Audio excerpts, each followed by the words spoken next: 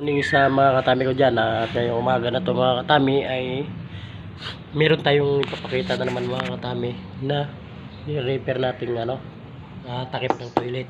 Let's go. At medyo sinisipon tayo mga katami. Ayan mga katami, iba na yung kulay, so repair natin to. Old model kasi to mga katami, kaya wala tayong mabiling takip, kaya repair na lang, repair.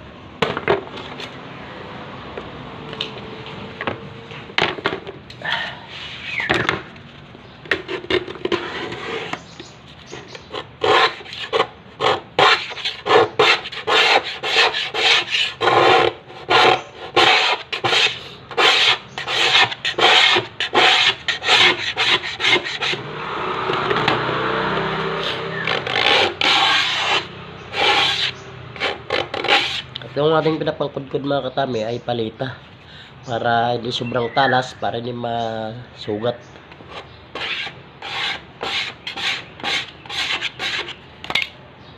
At tinatanggal natin yung part niya na bulok, yung kulay dilaw, para magiging puti siya mga katami. Ayan, natin papakita natin ang ating gagawin pag-repair.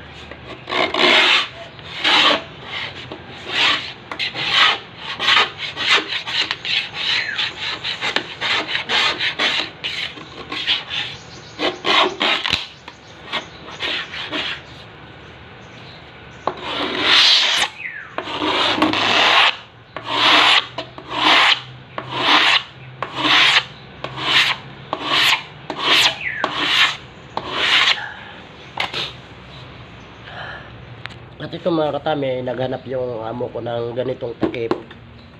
Wala na siya makuha kasi old model, kaya magawa natin ang paraan mga katami. Okay pa naman yung toilet, takip lang problema niya, medyo nanilaw, kaya hindi na siya matanggal sa Moriatek. So gagawa natin ang paraan dito mga katami para matanggal.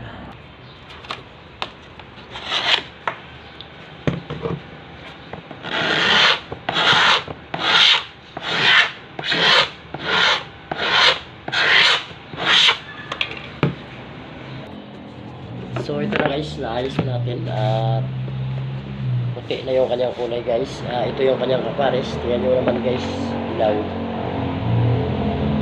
madilaw. Ito ay